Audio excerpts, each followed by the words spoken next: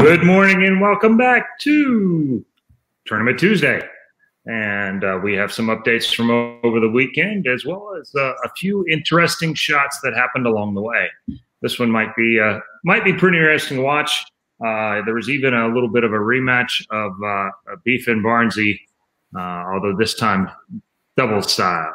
And as always, I'm Barnsey, and joined by internet personality, burgeoning swimsuit model, and soon to be a spokesperson maybe for somebody's products. I'm not sure. But Beef Stew, good morning. Morning, Christopher. Yeah, I did what your parents always tell them when the bully beats you up: take a friend with you. So I took my friend Frankie with me, and I was able to survive the Battle of Shawnee Part 2. Yeah, it was the lane. To be honest, the lane didn't feel. It felt a little easier for me than it did last time you bowled. Probably felt kind of similar. yeah. So yeah, it was an interesting match. We played on possibly the worst pair in the house. Well, certainly it was that day. I heard some real idiots started on that pair in the morning. Yeah, that would have been bowled there once. Yeah, that guy over there.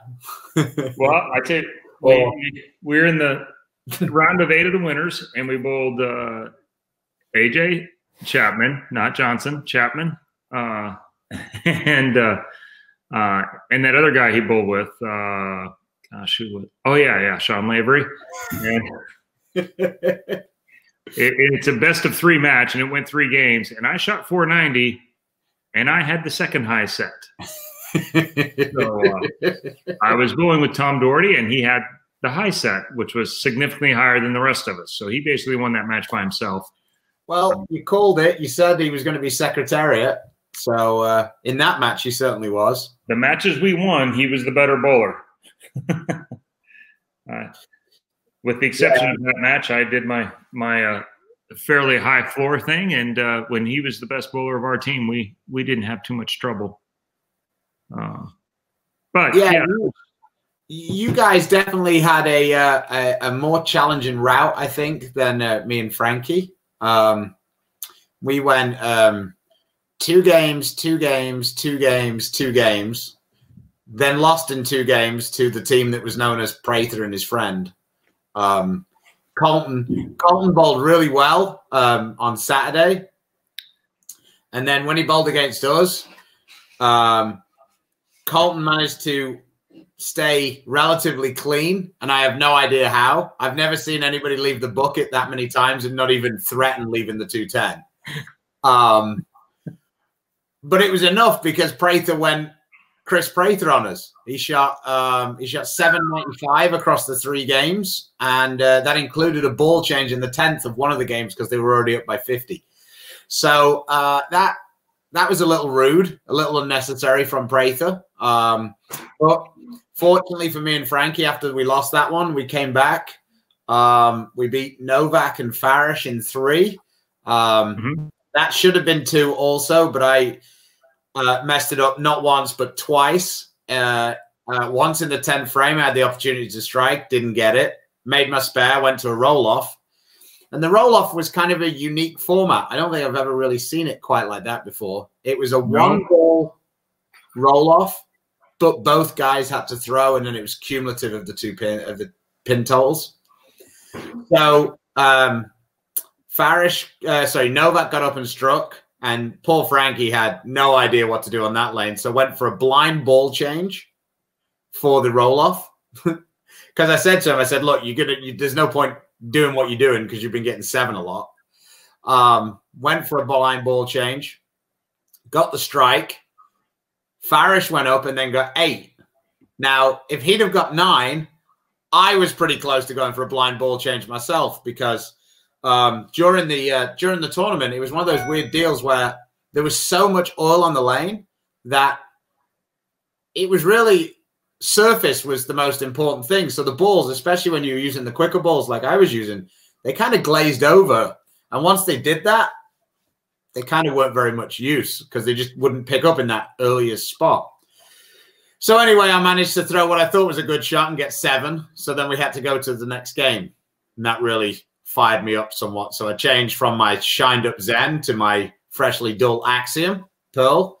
And I had the front 6 or 7 for a 250. So we got through that one. And then we had our rematch against Bray. Oh, no. Then we had the Beef and Barnsley showdown, didn't we? Yeah, we did. So very weird match. I think I might have the highlight of the match somewhere. I will bring that up when we get our guest on. But there was some fun in that match. Depending what side you were on. You guys won 360 to 350 the first round. I think you guys then bowled 360 the second game, and me and Frankie bowled 530, which is very bizarre. And then the last game, yeah, it came down to the last few shots. Like, it felt like we were out of it because the lane changed a little bit, or did it? Because I don't really know, because I didn't know what to do in the 10th frame, and I ended up going back to exactly what I was doing, and it struck. So then I realized that I probably just threw it terrible a couple of times. You had a bit of a heartbreaker in the 10th with a 7-10, and I struck out, and that kind of really flipped it on its head. Me and Frankie got through that one. Then this was all in one day. It was very long. We then played our next match, was rematch with Prather. We thought that Prather was going to do the same thing as he did to us the previous block. In practice, it was crazy. He was striking all the time. We bowled decent the first game, but lost. I made a ball change to a phase 2 that I hadn't been using the whole time. And principally, going back to what I was saying, the main reason why I changed that phase 2, it was the only ball that had fresh surface on it. So I had a situation where a phase 2 hooked like 5 boards more than the proton physics because it had fresh surface on it. It's kind of odd. And then we managed to take that down in 3 games. We had a really good last game. And then the final happened. And yeah. We came up against a team who was just better than us. There's no real getting around it. We shot 480 the second game. We'll show a few highlights when Dino gets on the show. But they bowled 520.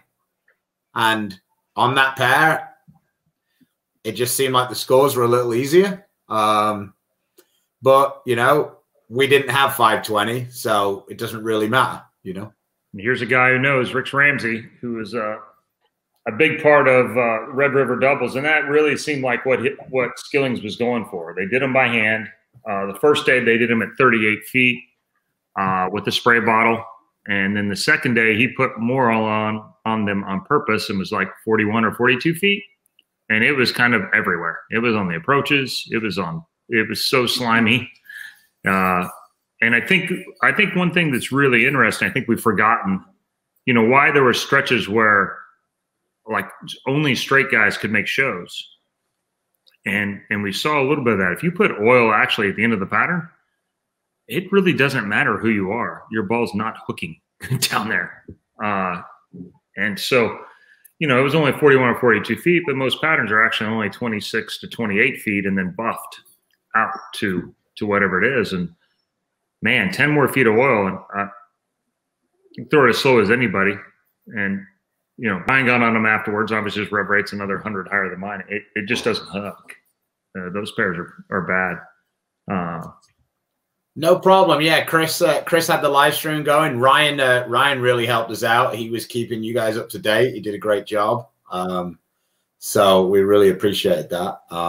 Got some good viewing figures out of it. People like it. You guys checking in on my partner Doherty. He wanted to make sure he was all right, because after I'd washed out already twice, I also got 3 on the left on the same lane. I'm not saying they were overly easy, but I haven't done that much in my life. Yeah.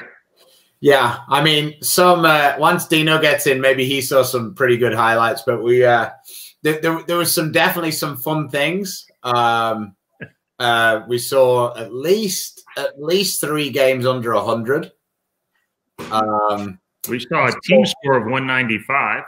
Yeah, I actually, yeah, that was pretty special straight out the gate. Yeah. Yeah, it was definitely fun. Just let me.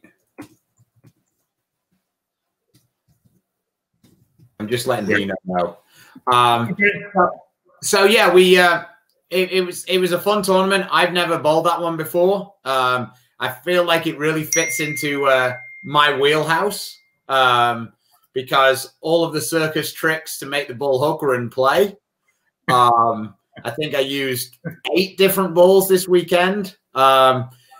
Zen, Axiom Pearl, the X1, Shorelock in the final, phase 2. God, what else did I use? 2 different proton physics and Omega Crux. Yeah, it was all over the map. Frankie used anything from a proton physics to a high road pearl. Yeah, it was finding that solution. And I think the hardest thing was on the first day, the big balls actually looked okay. Yeah. And I guess they obviously didn't strip and strip the lanes the night. They just kind of sprayed over the top, kind of how it felt. And suddenly the big balls weren't really that much use because they just burnt up so quickly in the front of the lane because there was so much oil to slow the balls down as well. Mm-hmm. You just saw them like, it's really weird. They look like some of the stronger balls look like curling, where it just like is on the ice, and it was ice oil as well, so that was fun. But it just sits on top of it, and it just never picks up. It's an interesting phenomenon watching it, for sure. But definitely one that will be on the calendar for me going forward. Well, before we bring our guest in, we are now a sponsored show, and so with that, I guess you're going to cue that up, or should I? Yeah, I'll do it. No problem. Yeah. Here we go. Thanks to Mr. Mark Baker for sponsoring the show. Here we go. Mark Baker here. Are you struggling with your game? Do you need another set of eyes? Is there that one thing in your game you just can't fix? Please let me help you. Go to markbakerbowling.com, click on virtual lessons, and follow the 3 easy steps. Remember, you can live anywhere in the world, and with virtual lessons, I can help you. Look forward to seeing your videos. Thank you. So, almost looks like we're getting that down and smooth. Hey, seems like it's almost on purpose. So, if you would like to join Mark in sponsoring one of the shows, please reach out. We have a pretty loyal following, especially in the Texas area. So, yeah, send us a note, and we'll try and set something up. Well, with that, we now have, the latest winner. He once finished second in Japan. He has a couple hundred amateur titles. He is the longest tenured staffer, I believe, on Ebonite Pro staff at this point. And he is currently tied with AAJJ with career number of PBA titles. The one and the only Dino Castillo. Hi, everybody. Hey, Dino. Chris, Stu, thank you for having me on your show. Yeah. You gave me a little dig that you never got to come on, and then you would think that actually ripping as a new one in the final would probably have not been the way to go to actually get on. But we're nothing but consistent. So there you go. Here you are. Thank you. I figured if there's one way to get on the show is I'd have to beat probably the 2 top guys in our region. So I guess that's probably the only way I can do it. So I'm glad. Was that Prather and who?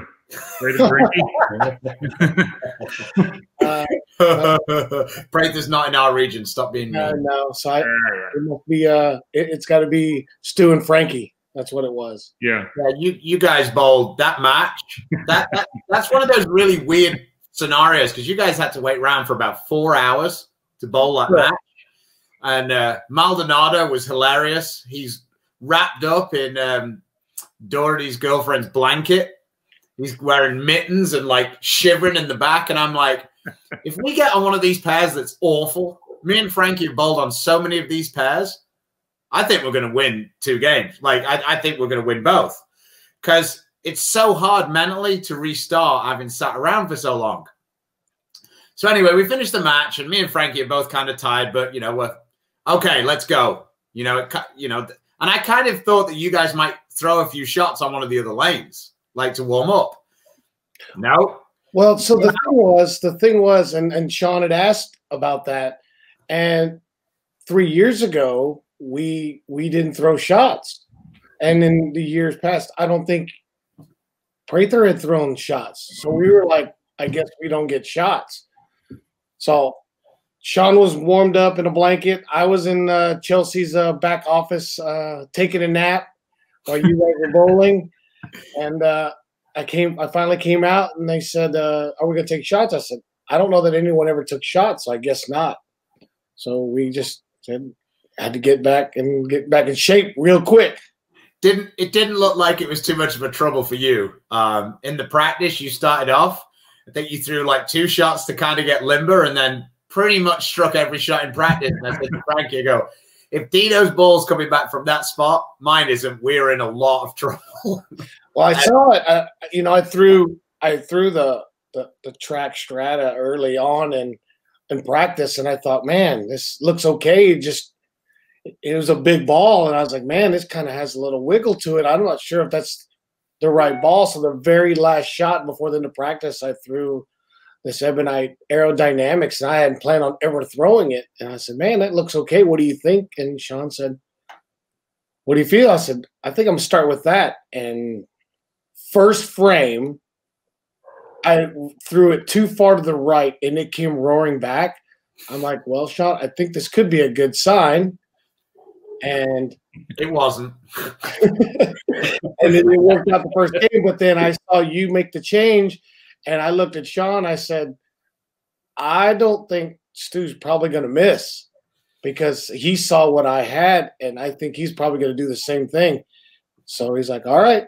I said, all we can do is hope that Frankie, because he was going so direct, I was like, all we can hope is Frankie doesn't figure that out. And I think I think that was the change. That was the thing. Like all weekend, Frankie just grinded everything out. I mean, it was really hard for him to create any shape because he just couldn't get the ball to like slow down. So when he went to the bigger balls, they just made it worse because they slowed down immediately in the front and then accelerated. And he couldn't create that shape that we had because Sean didn't really create that much shape. Not like you were doing. Correct. He did on Saturday. He had something nobody had on Saturday. Yeah. Yeah. I mean, we caught a couple of pretty good pairs on Saturday. And then Sunday morning happened. And that first match was awful. Oh my God. Yeah. He'd sprayed everything, and there was oil everywhere. And when I mean everywhere, I mean on the approaches. The ball returns were coming back, and the balls were like covered in oil. Like I went through 2 chamois, both sides of both chamois, had to just throw them in the trash because there was so much oil coming off. And that was the one match where I was completely lost. I had no idea what I was doing. And Frankie bowled like 440, I think, that match. 440 is a big score early on. Especially early on, yeah. But after that, everything was just such a grind for him. And I mean, he did a really good job of being able to, it sounds strange, you know, when your partner's bowling good, but sometimes that's the hardest time to actually, you know, not screw it up. And me and Chris were talking about it. Frankie is a badass with his spare ball. Oh, 100%. I mean, on those things, like Chris said to me at one point, he goes, the worst attempt at a spare he's had is the big 4, and he got the 10 to wobble. He took the 4-7 and he got the 10 to wobble. He goes, that's the furthest he's been away from missing a spare. Yeah, watching Frankie over the years, I bowled doubles with Frank. As a matter of fact, in that building, and we won the regional doubles there 3 or 4 years ago. And like you said, he's a grinder. He figures a way out, and then in the doubles, he just kind of set up. He said, I'll get there, and he gets there, and he finds a way. I'd jump over the moon to bowl with Frankie again. I think this guy would probably jump over the moon to bowl with you as well. So, oh, Troy, absolutely. I've been trying to get Troy to bowl with me, but he wants to bowl with you first. Ain't that right, Troy? Real quick, one thing that we forgot to mention that I wanted to get out in the early part of the show, Dino, let your customers know. Me and Chris are running a fantasy bowling competition. Okay. I'll put the link in the chat in a moment. It's all based on the Players Championships. Okay. You pick 2 guys from each region. There's points for whichever position you finish in, whichever position they finish in. Right now, we've got over 200 entries. The winner gets a high performance or whatever. It doesn't have to be high performance, but Storm, Rotogrip, or Global Ball. Second place will get a custom Coolwick jersey of their choice. Third through fifth get Beef and Barnsley t-shirts, and we're also going to have a random draw for someone who's going to get a limited edition Beef and Barnsley polo shirt, something you can't buy. So it's a bit of fun. Obviously, we'll know the winner in a month or so once the Players Championships is finished. But entries shut on Saturday morning, so it's really easy. You go to the website. We've got drop-down menus, so you don't even have to figure out how to spell Castillo. It's right there. I'm even on there. Oh yeah. Everybody on the roster. You can pick anybody you want. You can pick Rambo Ray. You can pick me. You can pick you. You can even pick Chris if you want. But you have to pick 2 guys from each region, and it's going to be 100 points. For whoever wins the Players' Championship, then 80, 70, 60, 50. Then the regional step ladders will finish 40, 30, 20, 10, I believe it is.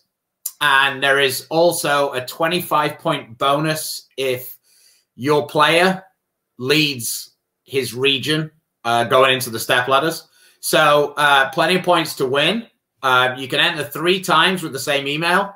If you try and enter any more than that, our web guy will just randomly delete one of your entries and he won't tell you which one it is.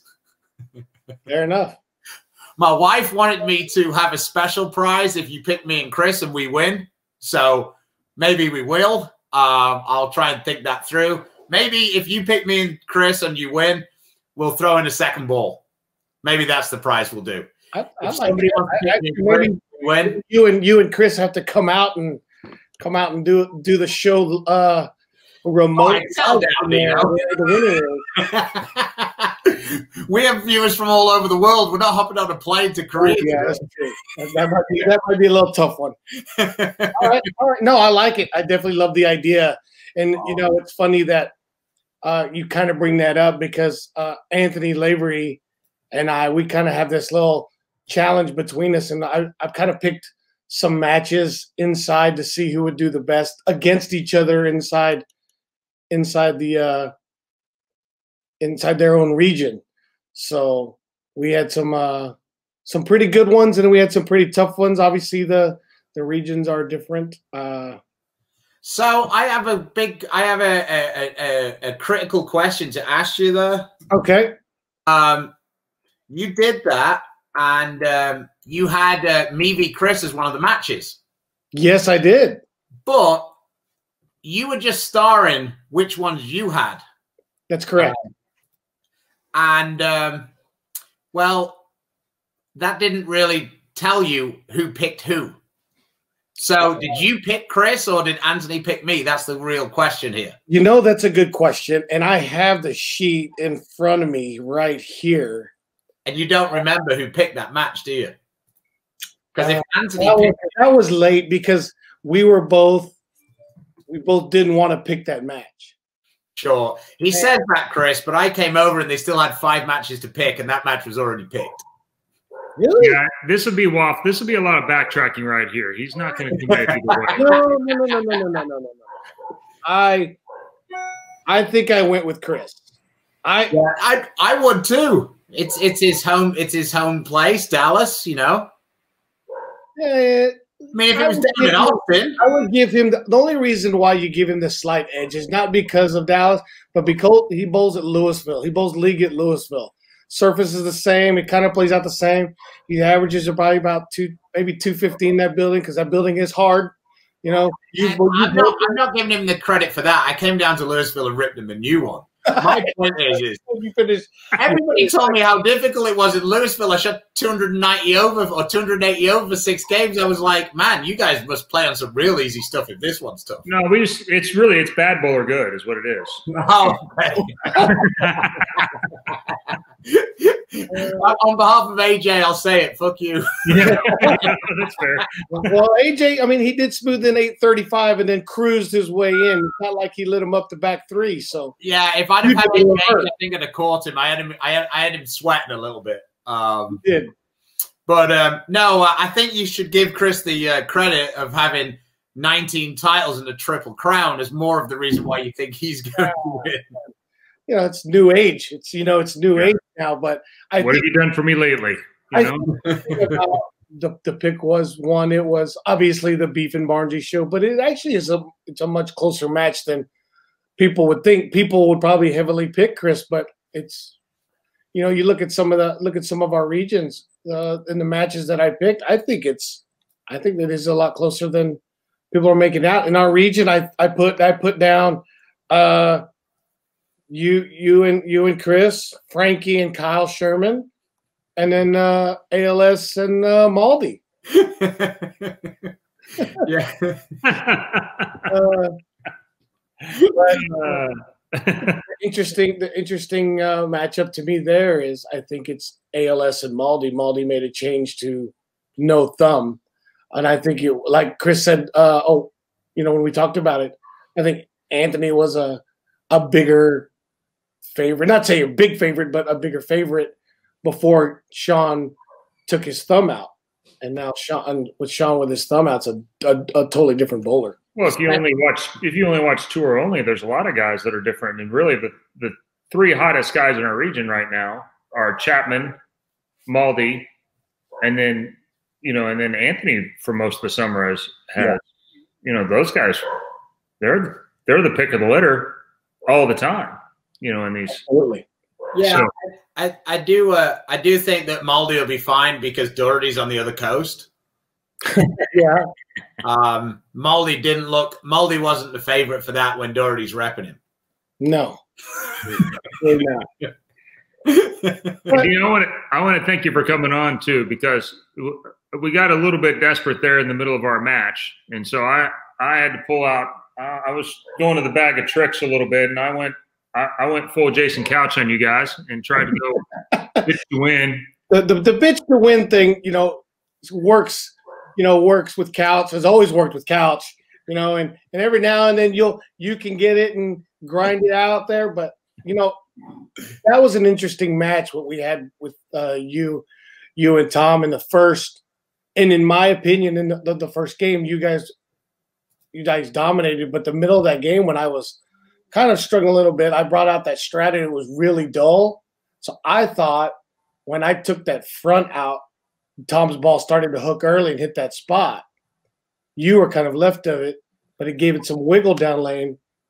And so I grinded out 230. Sean still had 170, and we got the win there. But the last game, that was one of those games that Sean Houdini'd a 3-bagger early, caught a big brook to make a 4-bagger, then a crumbler 4-pin to make a 5-bagger. And I'm like, man, I'm desperate. Yeah, bird dog off the right wall for to knock the 4-pin out. That's not really that big of a break. Yeah, and then but then I was destined to 210, but I kept kicking the 10-pin out and grinding.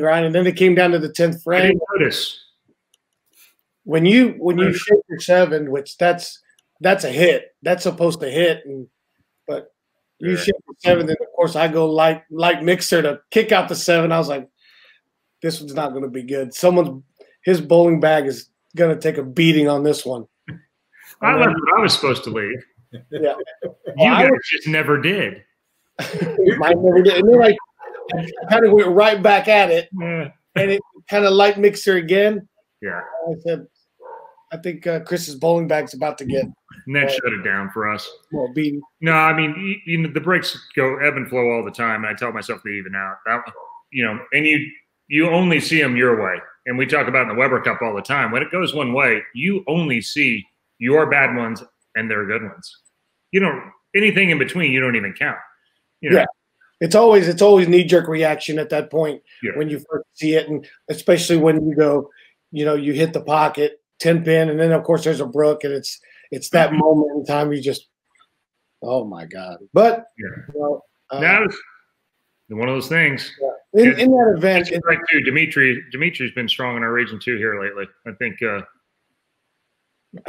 he's definitely young and up and coming. But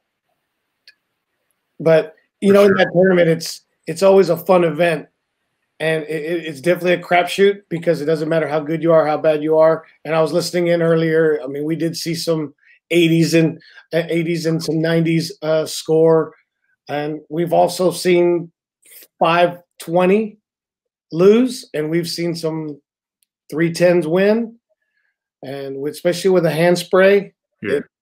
Anything can happen. But we kept catching that 13 and 14, and so our first match I shot 490, and Doherty shot 6-0, and the 6-0 won the match by himself for those three. Then we bowled you guys, and we had some pretty, I would say, moderate scoring matches. Your last game where Maldi shot 460 or whatever to win, 460 to 450, and then we bowled Packy and Hoope, and we shot 1500. And needed the first hit in the 10th, the last game to win. Yeah. And I mean, the pairs are all over the place. You just don't. These doubles tournaments is where I really learned how to bowl, a long time ago. Is bowling these. You bowled at 9 a.m., then we bowled at 3, then we bowled at 9 p.m., and they hadn't been touched since then. So, correct. The Red River and the Texarkana doubles was where, you and I grew up bowling and seeing that stuff, the head-to-head matches, the double elimination matches. You bowl at 9 a.m. and next thing you know, you go in the loser's bracket and it's 2, 3 o'clock in the morning and you're having to come back at 8 or 9 o'clock. And so you and I grew up, at Falls Bowl and doing Red River and Texarkana and the upper ground ball returns.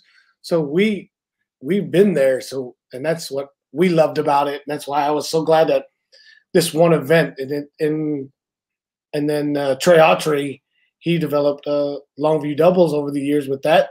So that's kind of like you said, where we grew up, and we enjoyed that grittiness head-to-head match. It became very obvious to me how to make the lanes hold up for a whole day. Actually run them the length of the pattern. Yes. Oil at 38 feet, you had no issue. 14 hours later, I was standing like 44 or 45 at the end, but I was grabbing it and hooking it. Yes. River, we were throwing Black Knights at Brooklyn. So I was standing at 12. Yeah. That was the other option. I mean, they were playable a lot of places. They would have held up. We could have bowled on them the next day. Yeah. With what was there was some of the pairs that to the left were in trouble, but I mean, my last match, the left part of the lane was hooking a bunch. But I mean, I still shot 460 playing to the right. Correct. So, so Dino, I don't know if you've seen this one, so I'm going to share it. Let me see. I think we need to full screen this. Okay. Check this out. This is mainly the reason why we won our match. Now I've shared the wrong window. Hold on. If I'm thinking what I'm thinking, is this the we're gonna see it. Is this could be the 710?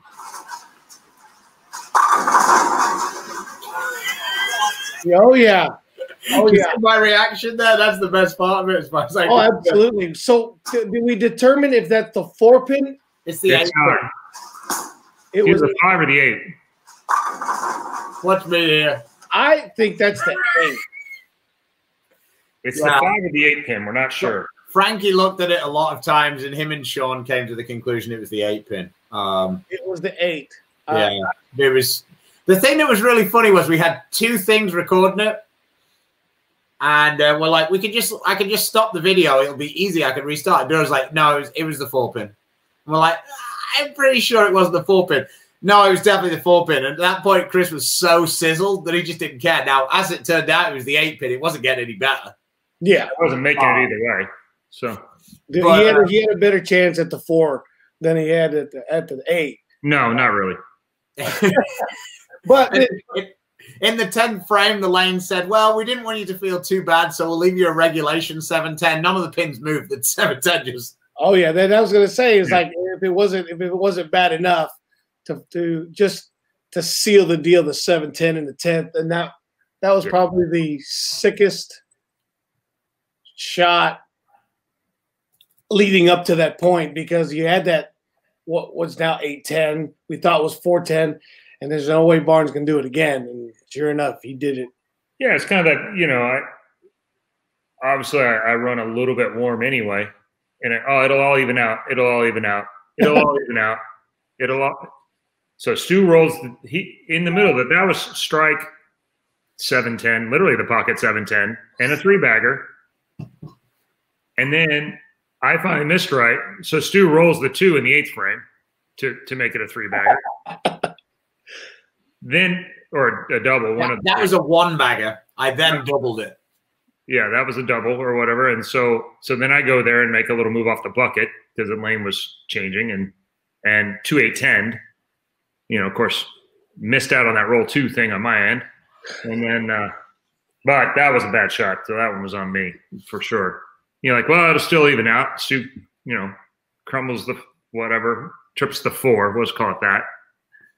And then I pocket 710. And then we went from 40 up to done in like 3 shots. Do you know the best part of this, Dino, is like, this is what I love most about matches is after the fact, when a guy recounts it to you like that, I'm like, I don't remember it that way. He's probably right, but I don't remember it going down quite like that. Absolutely not. All I remember is me 4-7 to start the last game twice. One of them was a little high, and the other one was like a fast 8. And Barnes standing over my shoulder and go, sure, wish I could leave a 4-7 one time by itself. And then Frankie shot Big Ford. Yeah. That's how it's supposed to remember. Yeah. So here we go. I'll attempt to be a little cleaner this time. Let me see. I think it's this one. Doherty's watching with us. We'll, yeah. So this is we'll run this for a few shots because this is the final. Hopefully it'll play. I think oh no, it's not going to play. Okay. That's a shame because Dino was born fantastic. That quality's too high to come through. But Dino, I'm uploading the match. It'll be online on our YouTube channel at 11 o'clock, the final. Okay. We've got the whole final. Unfortunately, the camera was a little too central. I should have pushed it a bit more this way because usually it doesn't matter because we're usually bowling 4th arrow. It's true. Yeah. But literally me and you, me being so wide and you being so confident, you stepped every shot out. We didn't see our ball hit the pins once on the left lane. Maldonado, on the other hand, is so short and so lent over. You can see it over his left shoulder. You can see the pins every time. Yeah, I mean, it was pretty entertaining watching the amount of strikes going in. And at one point, I had one shot that I threw it and I bell mowed it. At the arrows, I just turned around because oh yeah, you couldn't miss on the right lane. Your ball. When you put it, and I'm like, you were kind of funneling right there, and I was like, he's never going to miss. And then when you stepped one out and turned around, I said, oh my God, yeah, miss. Yeah, literally off your hand, you turned around and didn't even bother to look. I was like, oh boy. I said, all right, we better keep going. Oh, yeah, what'd you have, 278 to finish it out? 278. I had the one shot that I grabbed it, and I grabbed it really bad, but I grabbed it really bad on the left lane. If I'd have grabbed it really bad on the right lane, it wouldn't have mattered. Oh, no. There was so much oil in front of the head pin on the right lane that the ball couldn't hook. Like, you had to throw it to the right to get it to hook back, and you could do that too. It's just you could just throw it dead over your left toe, and it would strike. Yeah, it was. So how many balls are you thinking you're going to have to replace? Probably at least 4. I got 4. Yeah. I used pretty much 7 or 8 balls, but I mean, I used 2 or 3 of them a lot. Yeah. And my web tour hybrid is gone. That one's about shot. think my web MB is about shot. You think because it has too much oil in it, or because you hit it with enough surface that it's a combination of both. Yeah. I had a couple balls that I scoured at 500 really good on several occasions, and then I think the Strata, which was a fresh cover, is just. I looked at my bag this morning and I'm like, there's oil still sitting on top of my ball. It's not a good sign. Yeah. No, it's usually got. It says was the gutter. It really depended on which pair, and that was both days. Yeah. Like 17 and 18, Prather started on that pair, and he played to the right the whole time, and he really burnt him up, and he used a really strong ball, and Colton used a lot of surface with him, and in that pair, the scores were insanely high. Like that's where we shot. We shot 530 or 540 to beat Hoope's 520 the game 3. And Chapman bowled 490 on that pair with 2 opens in the 10th frame. Yeah, and 13 and 14. That gutter had no chance. The right lane was never hooking up the gutter on the right lane. Yeah, I mean, it was interesting to say the least. 13 and 14. I think knowing that they were terrible made it easier because you just completely, for me and Frank anyway, we got our mindset that we were going to do something different on both lanes. Like immediately, we didn't even try to play the same part of the lane. Like Tom was trying to play quite close on both lanes. Yes. Mm-hmm. And I think that made it a little more difficult for him because he had to really think about just being a bit different. Whereas I just committed to bowl in the middle of the lane on the left lane because it always hooks there. Correct. Lane. That was the thing with Sean because Sean on Saturday, he had the mindset and to play them pretty close to each other, maybe 1 or 2. But then on Sunday, he tried to keep that same mindset. So in the morning, luckily we caught JT and Derek, and they were struggling quite a bit. And so Sean didn't bowl that good. And then when we bowled Chris and Tom after that, he still had that mindset of playing maybe 1 or 2 different, and you had to play balls different and angles different. And he had 170 against Chris. And then obviously I said, man, look, you got to go further to the right, try this and maybe go direct at it. Cause Chris was peeling that ball, getting it past that spot, but he had to get it past that spot to get it, make the corner. If he got 2 or 3 left of that ball was going to wiggle. So, and that was way slower. Yeah. So when I got Sean to move further right, he Houdini'd the 8-bagger. So, all the lefties, I only saw righties. Did they get shut out? There wasn't really many lefties who bowled, to be honest. Packy bowled well. And yeah, Jacob, I watched Jacob a few shots. Did it look like Jacob 2019? No, it did not look like Jacob.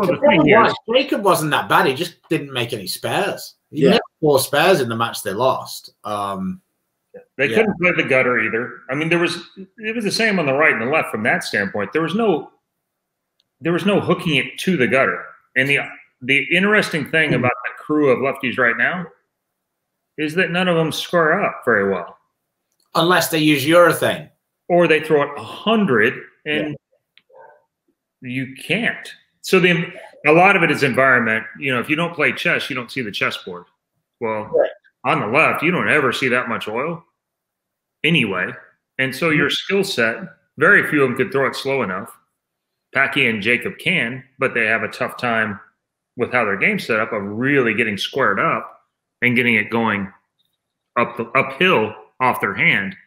And the other problem is there's too much oil to use urethane, and half their arsenals are all urethane. Mm-hmm. Yeah. So they have no clue what the balls do because they never use them. Right. Especially Jacob. Packy uses more, but yeah. But when there's that much oil at the back of the pattern, I mean, Packy used urethane. I don't think it was a very good idea, but he did. Right. For a few of his matches. And I thought you saw the same with a lot of right-handers that have not bowled on anything quite like that and got outside of their environment. And they looked pretty – there's some really good bowlers bowled some really, really bad games.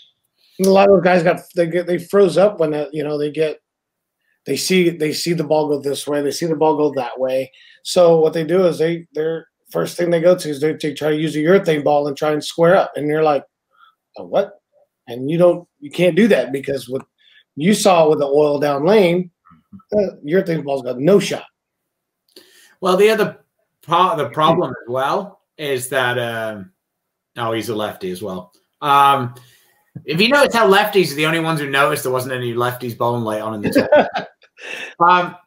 The other problem is, the reason why you use urethane is because you want urethane kind of covers up your speed misses a little bit because it always picks up so early. But there was no covering up a speed miss on that. No. Like, I mean, for a guy who can throw it really slow, it was heaven. Yeah, I can't. I mean, Daniel Farish and Steve Novak and Frankie, when we played them in our match, they said, man, you've got some crazy ball reaction. I went, yeah, weird. The guy with the highest rev rate and the slowest ball speed can hook it the most on this pair. Weird. Yeah, I think, well, Novak, I mean, Daniel Farish, it seemed like he was a bit of an anomaly to this because even though he points it right off the spot, it didn't seem like this was where he was going to be a factor. And I watched the shots. He can bowl. He can bowl. And there's no doubt that he can bowl, but this wouldn't have been the one that I'd be like, man. Well, I think it goes back to what Chris was saying. It was like the first time they put out that Badger pattern when we bowled on the tour. Everybody, like, there wasn't a person in the building who would have picked Mike Haugen to be one of the best bowlers on it. Or Jake Peters. Not to say Jake Peters is a bad bowler, but Jake won on that pattern. Yeah, but that's what I'm saying. And Haugen's made the shows on those long patterns quite a few times. But you'd think immediately, Haugen would need more friction. But the problem is, he doesn't see the bad friction, whereas somebody like, say, Belmo, when he first started, would really struggle on that because he couldn't keep it in front of him, which is what makes that pattern easy. Yeah. Yeah. When we bowled at the one center in that first Badger, there was oil all the way to the left. There was a launch pad. And then we moved to the other one. There was, once you got left of your laydown left of 30, it hooked earlier. And that's where everybody got confused. The guys that hooked it kept their ball hooked 3 times. And Hagen would just stand up against it and hit the pocket and hit the pocket and hit the pocket. And his ball still had energy where everybody else It just went that way and was in the pocket. His ball had energy at the pocket. And exactly. Guys with rev rates of 500 had less energy than his did. So this is an interesting question. Me and Frankie did, I wouldn't say a ton, but we did make sure we hit our balls all the time. And what we did to separate them was we used weaker balls later on when the fronts were burning up more. So that was the one. Watching Chapman's match really helped us because immediately my brain like clicked in. Like I watched one other match and it was like, it was so obvious to me what we were doing wrong.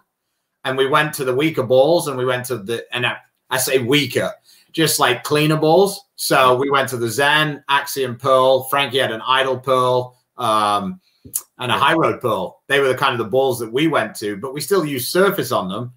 But that's how we combated it. Whereas I saw Chris was still using, basically, you didn't really change the surface on that Rubicon very much. I'll refresh surfaces, but I'll keep them the same. But I felt the same way as they started hooking earlier. I just kind of let them get cleaner. I didn't refresh the surface on them. But the way I had balls set up, I already have a ball with 500 and 1,000. You know, I have a lot of balls with different surfaces on them. I had a couple of them with old sandpaper 220 for the early part of the morning. I ruined a couple of balls. But they really didn't see that much play, to be honest. Yeah, they were. I felt like the really strong surface balls were good on Saturday, and they weren't so good on Sunday. Yeah, like you could use surface on Sunday, but you had to use it on the cleaner balls. That's how it seemed to me. And like Dino's straw was basically shiny. Yeah. I mean, it was kind of crazy watching you wheel that thing back, and I'm like, "What? Has he done the thing where he only does one side of the ball?" And I start looking at the ball, and I'm like, "No, he's just a magician." Yeah. Well, in my case, because I throw it, I mean, I have so much loft to it, so sometimes I don't see that early hook, in the front part. So it kind of gets away. So it's actually still storing up on the back. I just got to make sure. I have a problem throwing it slow. So against those last two matches against Prather and then against you guys, I was throwing it as slow as I possibly could, which it's hard for me to do. Real quick, Kelly, no one brought a yellow dot bleeder, sure D. There was no point in that. Those balls would not have hooked next year. Man. How often do ball choices, your competitors' ball choices influence your mindset or strategy going into the match? For me, ball choice is a very big influence. But seeing what other people use and knowing in the pro shop technology, mindset, I know what balls are being used. So when you had your ball, when Chris had his, I have an idea, and I'll play off that. Sean is a big advocate of that because he sees what balls work for other bowlers, because he knows that what balls work for him don't always work for me. So he knows that when Chris was hooking that Rubicon, circling it around him, he's like, I know I can't do that. I need to square up with Black Widow and go this way with it. So in a competitive match, it always plays a factor. It's harder to say going in with a mindset of what balls are going to be used in, like, say, a 7-game block, but it plays factors during the 7-game block. Stu's using a Sherlock or proton physics, and he's got 780 for the first 3. Yeah, I might need to find something maybe along that. Yeah, go to a stronger ball. Yeah, correct. But going into a match like that, knowing what they're using is a big influence. Yeah, definitely. I like, the thing is it's fun because the way I look at it is like this: if I'm bowling in practice and I feel like I've got a good look, and I'm bowling against another good bowler, and they're doing the opposite thing to me. Example. I'm bowling against Prather, and I've got a good look using, like, say, the proton physics, and Prather's got a good look using, say, the Axiom Pearl. Well, at 5 frames, I might reevaluate what I'm seeing if he's got the front 5 and I've got 4-9 spares. Yeah, correct. But at the same time, you also, when you're bowling well, you go, look at this schmuck using a pearl ball on this. What's he thinking? Right. So when I bowled you guys, and you guys went from 350 to 530, and you had balled down considerably. Once we were out of the match in about 4 frames, I spent the rest of the game basically going to cleaner covers and doing basically what you do. And I had 2 shots on each lane to basically get lined up, and had a much better chance the last game because I matched up my strategies to what your strategies were. And you almost had the front 6 except for the second frame. Yeah, I mean, basically, I went from no reaction to felt like I had 230 or 240 reaction. I felt like that was the thing that me and Frankie did maybe better than pretty much every team. Like, we weren't very good at being good the first game, but once we were on the lane, we were able to communicate really well to find a solution for the back 2 games. Mm-hmm. So if we ended up winning the first game, it was basically you were dead, because we were going to bowl more the last 2 games. So if you couldn't beat us the first game, you probably weren't going to win again. But it was just kind of interesting. I think the only time we lost game 2, was when we got swept by Prather, and then when I melted down against Farish. I opened the 9th frame, and then I didn't strike out in the 10th, and then I got 7 in the roll-off. It was just like, that was a disaster. But in general, we got better as the matches went on.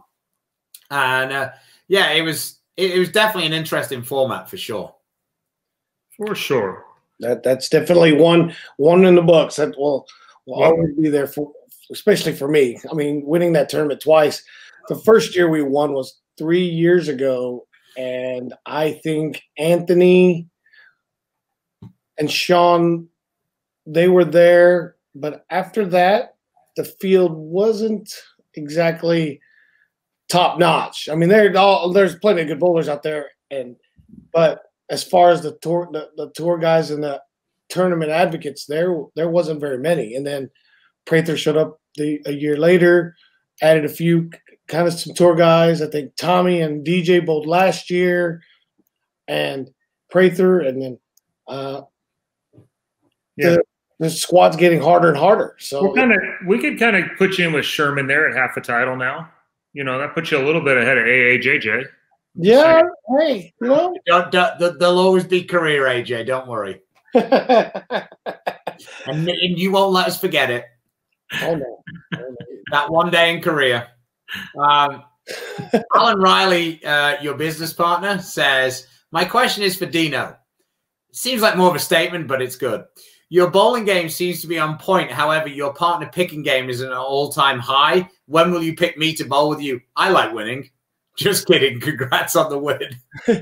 You know, I've been waiting for Alan. But see, the thing about it is I would bowl with Alan 2018 when he was just under 300 pounds. Now he's at like 160 pounds, 170 pounds. He's got no muscle behind the ball, so I can't pick Alan anymore till he gets back. It turns out maybe his ceiling is actually his weight. Correct. He ain't bowling his. I'm not bowling him. He's going to bowl his weight at 170. I think he's at 170, 180 now. I know. Well, he answered his own question because he said your picking game is at an all-time high, and he had not been picking him. So. Yeah, I'm not cheap with my friends, and I've never bought you a drink. There you go. So Linda's saying that Ryan, your son, learned so much just by watching. Spectators didn't realize how truly amazing you are.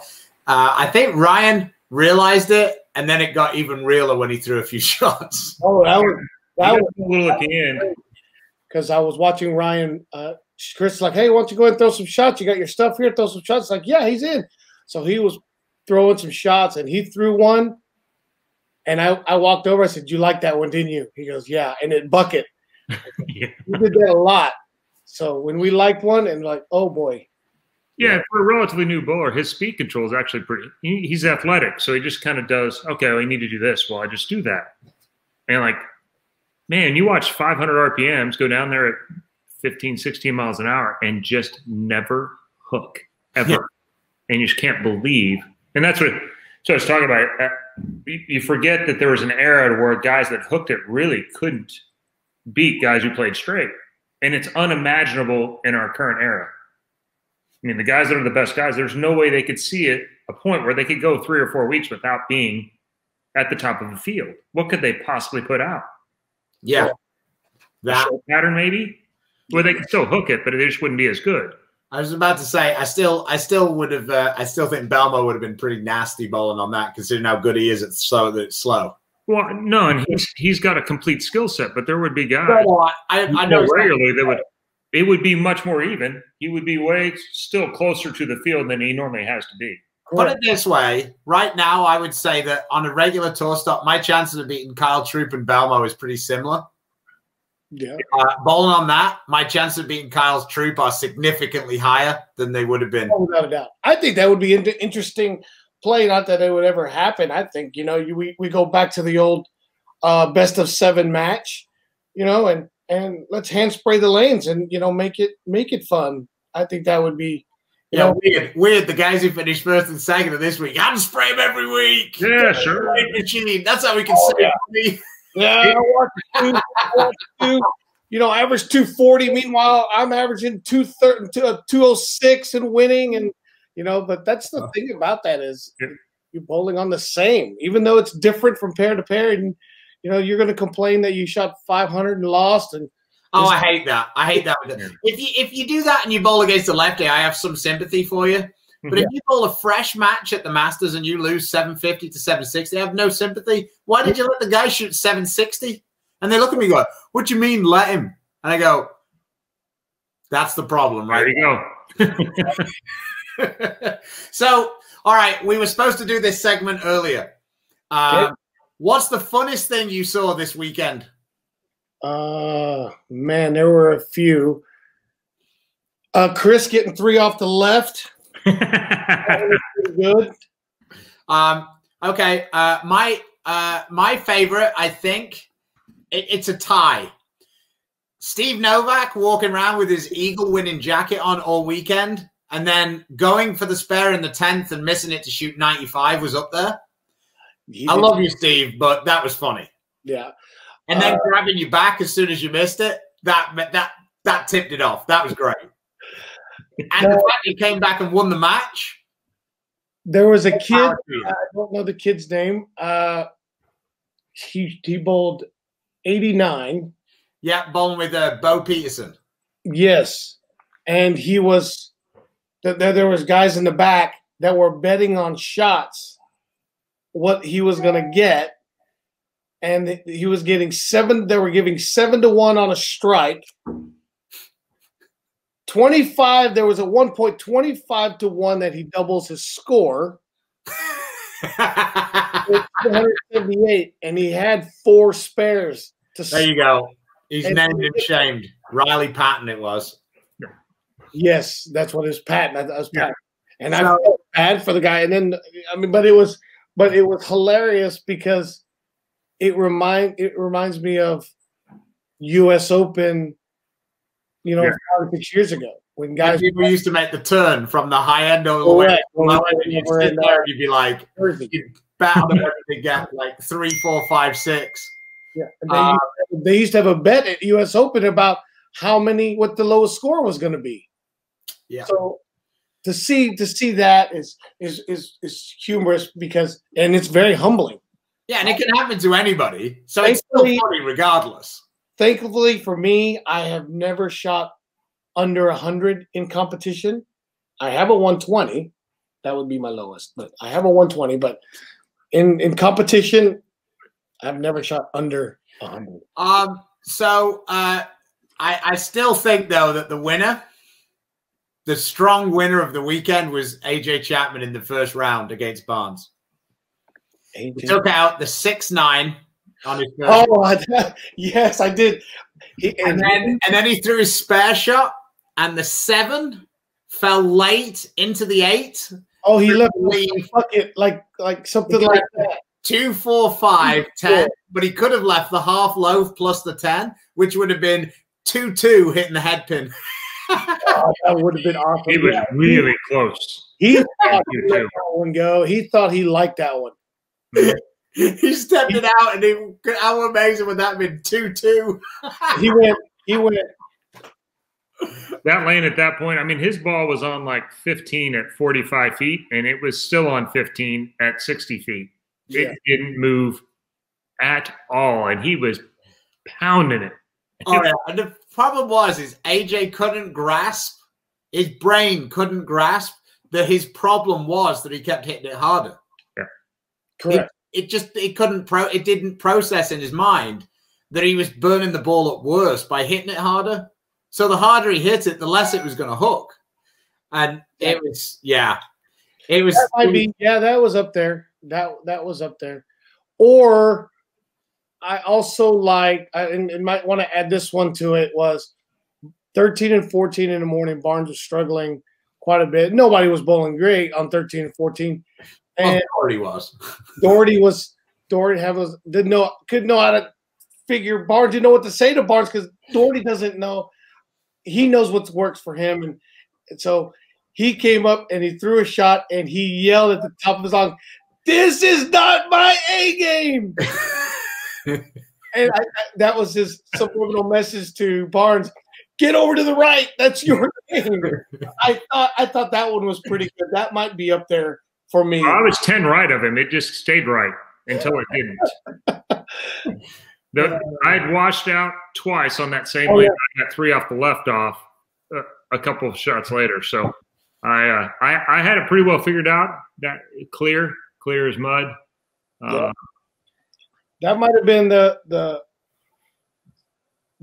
single most time I've ever seen Chris lost. Like, he's got 30 bowling balls.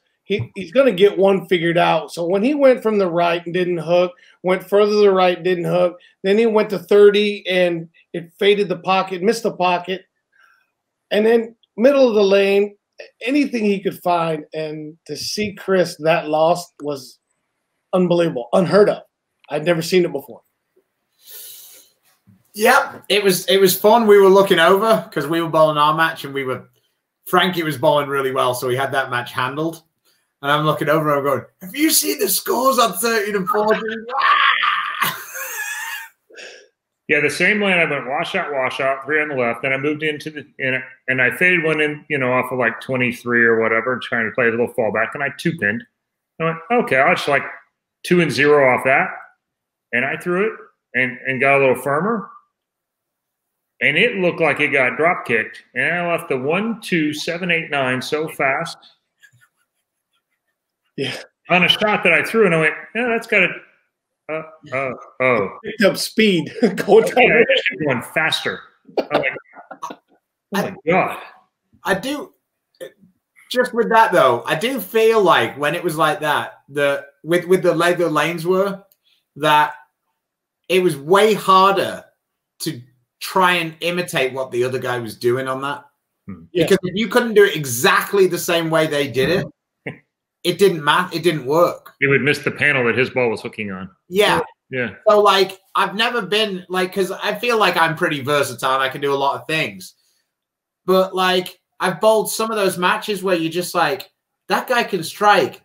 And I have no chance of being able to bowl. Like, Prather was almost playing fullback straight up 15. It was ridiculous. Like, and I'm like, I can't get my ball to pick up there. Or if it does pick up there, it's going to hook.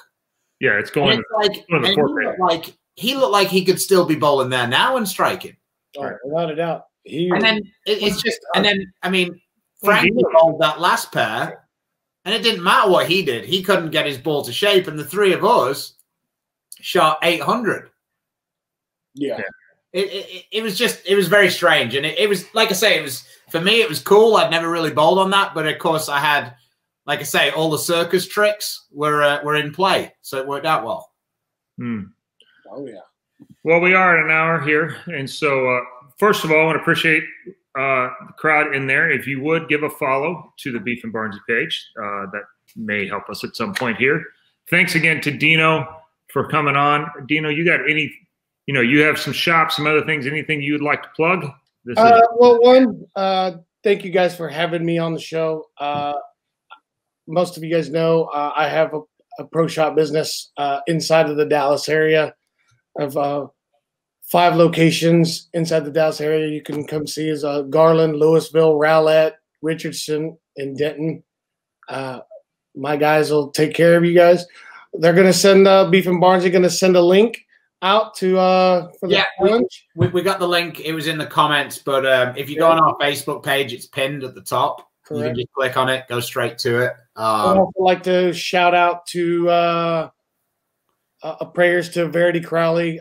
You guys know that she had to go back home, so just let her know that I'm thinking of her. I hope that she gets they figure it all out and she can get back to competitive bowling. So prayers to Verity and Daria. Daria's been out for a while, so I just want to send out prayers to them. Thanks, Dino. New PBA schedule coming out very, very shortly. I think with some pretty good news coming our way. So I think things are on the up, both all the way around. I think it's going to be some pretty good stuff. So I look for that later on today. Also later today, we will be bowling a new rendition of Tuesday Pot Games, which will be on 2 of the patterns for the Players' Championship patterns. Be a fairly strong local field for that. And probably again tomorrow, there will be a version of that as well. 1 to 4 today, Central. Tomorrow is going to be also 1 to 4? Correct. 1 to 4. We'll bowl on Viper and Bear today, and then we're going to bowl on Chameleon and Shark tomorrow, and then Thursday will be an unofficial practice, and then Friday the official practices. I'll be getting the most practice I've had in a very, very long time to compete with this field. I'm going to have to practice. So he put in 20 shots last week and he won, so I can't imagine what this will look like. A little bit more than 20, but. If you head over to the Rotogrip page at 4:30 Central today, I'm doing a, I guess, first look at the Rubicon UC2. I think it's gone right to the top of the prettiest balls on the market.